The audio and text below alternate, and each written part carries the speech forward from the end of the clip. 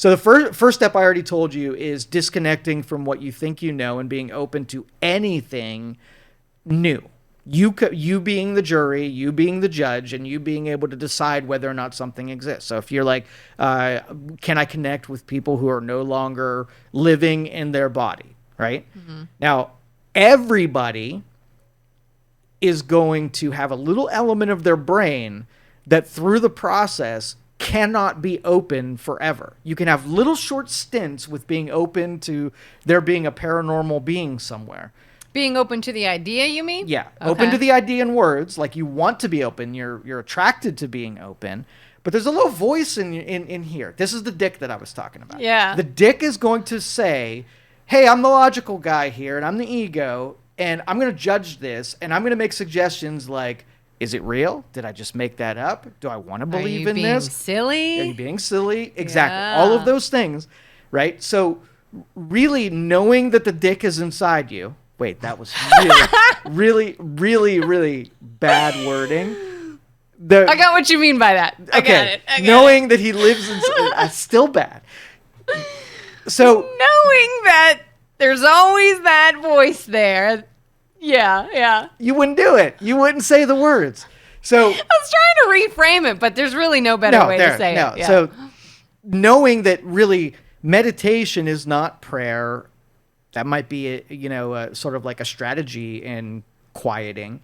But knowing how to take the logical dickhead that's in your brain and giving that person no voice whatsoever. So meditation is taking the logical, the formulaic, the crossword puzzle that needs to make sense and being able to look into the void of total entropy and not giving that microphone to the dickhead. I've heard somewhere recently, I think it was prayer. They said the difference between like prayer and meditation is prayer is filling your mind with things and engaging. Meditation is emptying your mind. Yes, and they are connected. They are completely connected. Okay. So, if your science guy in your brain started reading the Bible, there would be objections every other word, right? And those objections would be instead of questioning and more conversations and more mystery. And the book's been around forever. Yeah. There aren't answers to the questions that your logical brain is going to have. Oh yeah. So I recently started reading and I'm like, seriously, nobody called bullshit on this? Like, so there's no way. The invention that your brain is going to make is through something called faith that is going to give in the fact that it logically doesn't make sense and be okay with looking into the randomness of the numbers and still wanting to know more. Mm-hmm. That's you taking Mr. Dickhead in your brain and saying, hey, logical guy, you don't get the microphone right now. None of this is going to make sense, right? Mm-hmm, and you are now positioned 100th in line. Yeah. Okay. But it accomplishes the same goal, it's just done through different means. So someone who meditates can take the microphone away, just like the faith person can also take the microphone away. But both of them are then delving into areas that aren't supposed to make sense, even though we want it to make sense. And the deeper you get into faith or the deeper you get into meditation, the more open you are to things that have no order to them. And that's the point, is the order is constructed by us and our really analog senses that cannot be trusted, and giving it into some mathematics that are way above our ordered brain's capacity. Okay. And that's hard to do. I mean, I there's been a couple of times where I guess I would have attempted to meditate or quiet the mind or whatever. And all I get is like this voice in my head saying, am I doing it yet? Is it quiet? Yeah. Nope, you're thinking. Well, you're still thinking. And that's why typically people do not get by the first step, which is suspending the authority of all information that you think you've collected at this point. And the second step is being able to quiet the logical side of your brain and open to the possibilities and potentialities of information that doesn't have any kind of order, right? Mm-hmm. When you skew towards entropy, you get chaos. Yeah. And chaos is not supposed to make sense because it holds all of the energy that does everything else. right? Uh-huh. And so phase 2 then is, phase 1 is suspending what you think you know so you don't poison the new information that you're going to get. Phase 2 is suspending the order because obviously your order is predicated on information that might be skewed or incorrect. But then once you get exposure, then you have to have some utility. Then you have to give your ordered brain, take some of that energy and entropy and make sense of it. Find some utility in what are you using it for. So if you're doing remote viewing, for instance, is remote viewing possible? And what makes it possible? Your ordered brain wants to know this, just like if it read the Bible, they want to know how someone is 800 years old or there was a big flood or a whale, swallowed someone. There has to be some things about it that make sense to us or else we're closed off and whatever. So if you're okay, are you open to remote viewing? Are you talking about the ability to see things that have happened when you weren't there? Yeah. I guess I'm open to it. I've heard of people that claim to have, they call it like picking up on someone's energy, where they were able to visualize someone that was maybe, if one woman told me she was at a friend's house and kept seeing this young boy in her mind. And the more she talked about him and described him, somebody was like, oh, that's my nephew. He was here last week. And because she was where he was, she's seeing that or something of that nature. That might be a little different, but I'm open to the idea of why not? Why not? Well, let's dig deeper. What would have to exist in order for that to be a possibility?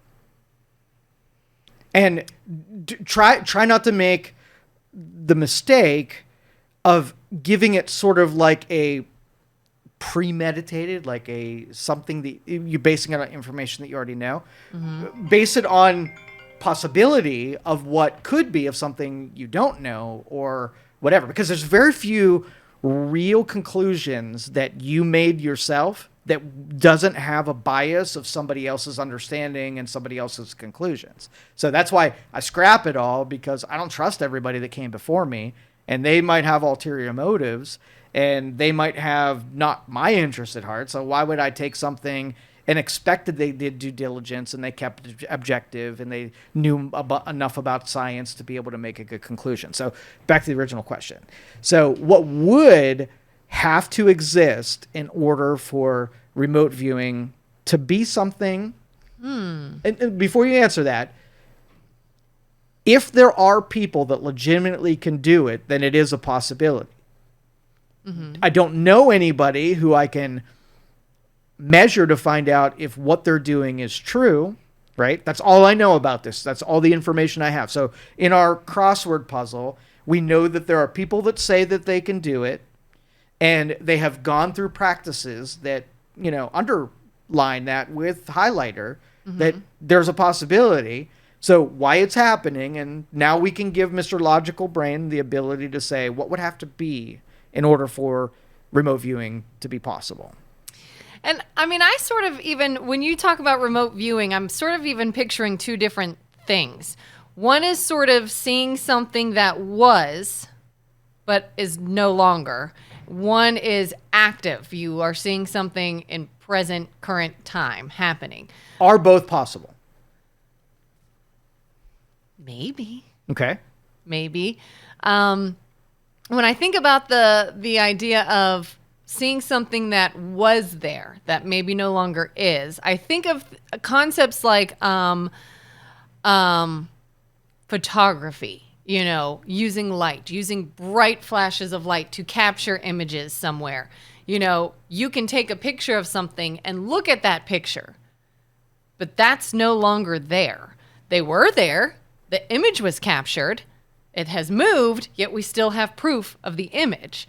So I almost see it in like, is there a way that someone could still perceive that image without a device like a camera or an actual bulb or anything of that? But like, my brain says, is there a correlation somehow? Well, we're going to bridge that gap. We got to get through that gap, because you have to look at what is possible for you to perceive something when our primary information collecting device is our eyes. Mm-hmm. And if we're seeing something that our eyes aren't seeing, we have to be using a sense that is not our eyes. So what sense would have to be there right?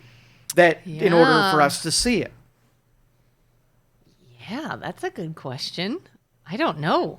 I mean, the other side I've heard of, like, we always talk about near-death experiences, and I saw a video one time of a person saying they were in surgery and for several minutes died on the table and could describe what their like stepdad or whoever it was, some family member, while waiting in the hospital, went out to the hallway, went to the vending machine, got a candy bar, came back, and this person described all that as it was happening once they woke up.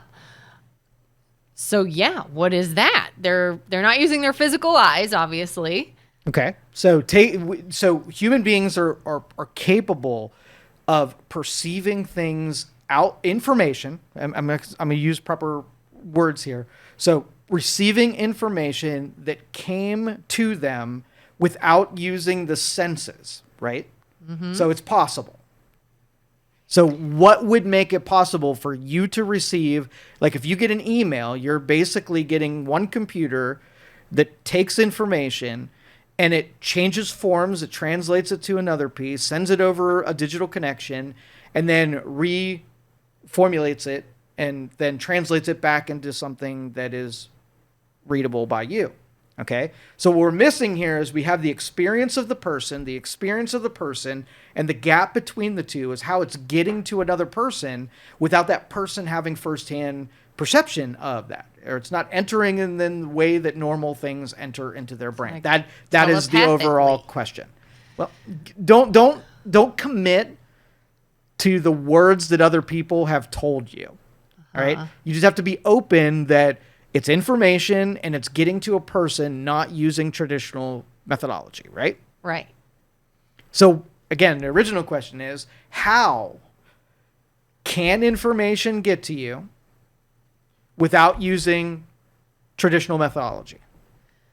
See, and my brain keeps thinking there's still that little a dick in the background that's like, is it possible? You can't answer that. You have accounts of people saying it is, but are they lying? You have accounts of people telling these stories. Is it made up for show? Do we even know that it is possible or anyone has done it?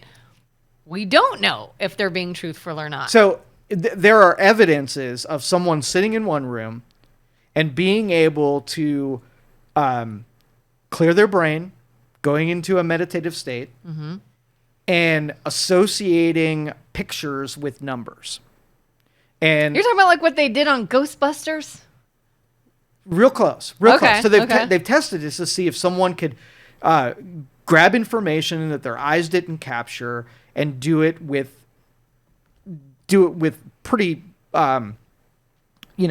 pretty high Accuracy. Yeah. Okay. And so in that that quells the logical side that says that there's somebody who is able to do it. So my brain wants to know And how do we know? how. What is this evidence? What?